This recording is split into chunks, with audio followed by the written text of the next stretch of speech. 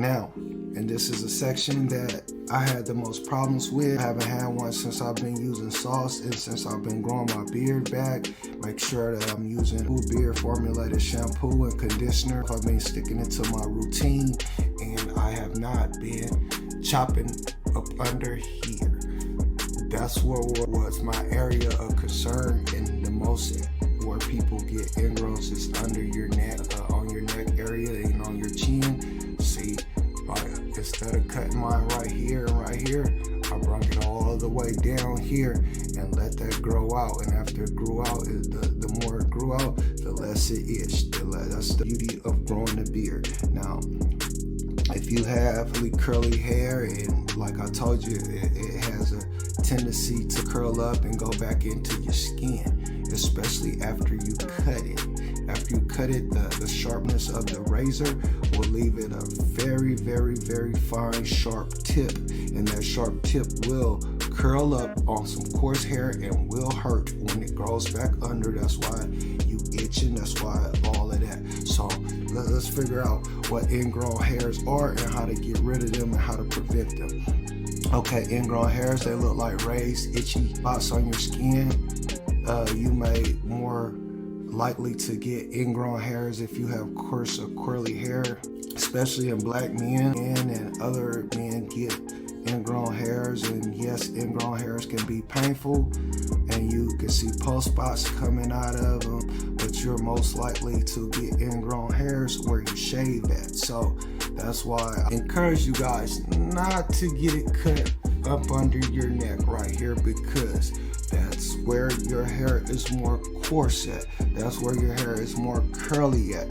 Those are where your skin is more sensitive at. On your neck and under your chin is sensitive, and it catches and collects dirt from you wiping on your face, touching your neck, your jewelry, anything. All those things can irritate you.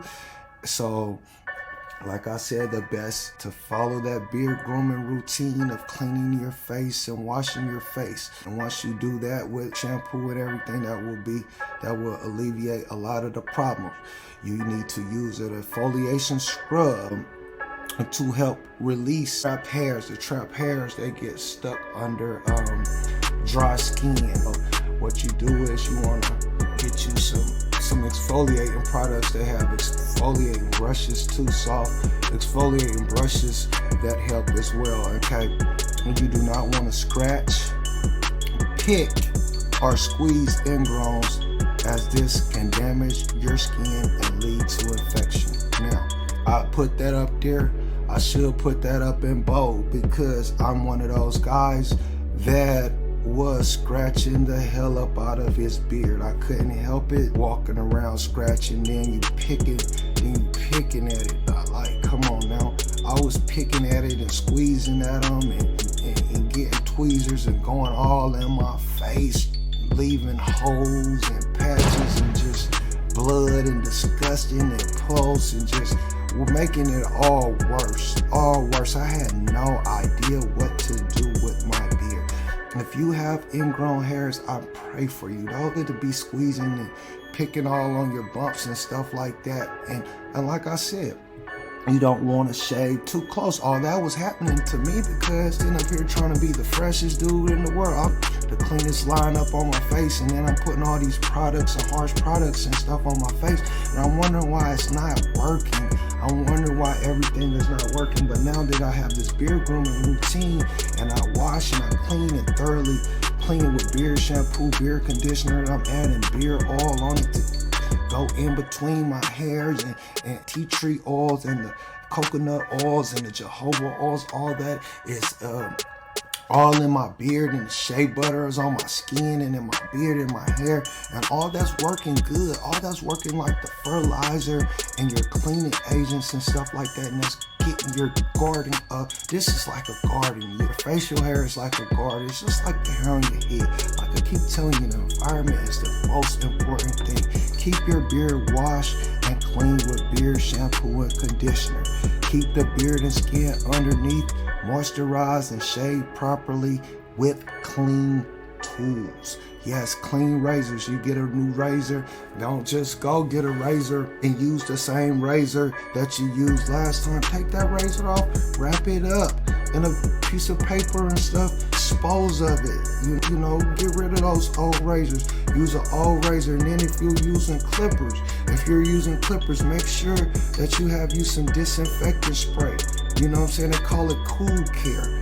Cool care. If you have clippers at your house and that you use to clean your beard, trim your beard and stuff, do not just be like, oh, I'm the only one using mine. So no, you still have dirt, you still have germs, you still have blood and all these different kinds of particles and dirty stuff that's in those clippers. And if you take that and you put that right back on your skin and that's biting your skin, you are basically putting infection right back on your skin. So make sure that you wash, clean, and sanitize your skin and your tools.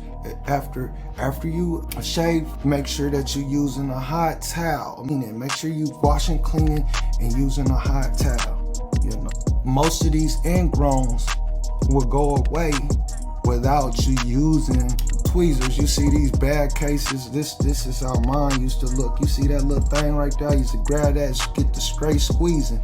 But if you squeeze, you gonna leave these dark spots right here. You see these dark spots right here and stuff like that. See, sometimes you able to see the ingrown up under the skin, and it'll be easy for you to get out. Like right here, that ingrown is right there. You put some hot water on that thing, on a hot towel, maybe you could see it even better, you know, and maybe you can get it out if it's irritating, because that one looks irritating and I don't know if I can just look at that one. I gotta get that one out, you know what I'm saying? Because like I said, if the pain is unbearable and you can see the tip outside of the skin, you might want to pull it out so the follicle can heal. And when you pull it out, you ain't gotta pull your hair all the way out. You just release that hair from underneath the skin. You might want to put some alcohol on it. Like I said, keep it washed up, keep it clean. Astringent is better than alcohol, so like some sea breeze or something like that, so you'll be all right with that. Then you have bump stopper, and you wash your beard with warm hot water. You gently exfoliate it. You put on a warm wet washcloth over your ingrown hair. You might want to keep it on there for about a minute or two, and that will the hair to the top. Something about that heat makes that hair want to come up to the top. So you use that, then you put you leave it there for a minute, then remove it. You use clean, sterilized tweezers. If you don't have alcohol, make sure you use some alcohol or the cool care that I just told you about. And then you don't just go in there, you just gently rub it over the thing and hope that you can release it and get it up out of there. You got the hair up out of there, you be able to have to pull it upward firmly, and then you're gonna see some blood. You're gonna see a little blood. You might see a little pus. You wanna wash your beard again. You put the rag back on it. You don't wanna try to pick at an ingrown hair if you can't see the hair. If you can't see this hair and you just see a bump and it look like a big old bump, just don't start digging in that. If you start digging in that, you're not gonna be able to get the hair. Sometimes the hair goes either farther down there, and then you can affect it even more, and it'll take longer to heal, and for sure you're gonna start getting them dark, ugly bump spots up on your neck, and that's what we do not want. We do not want that, not at all.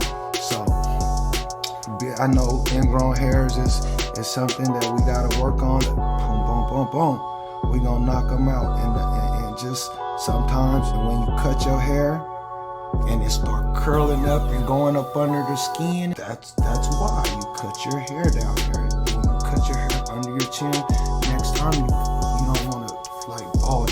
Just leave a little length down there, you know, and you're gonna need it when you want to grow a beard as well.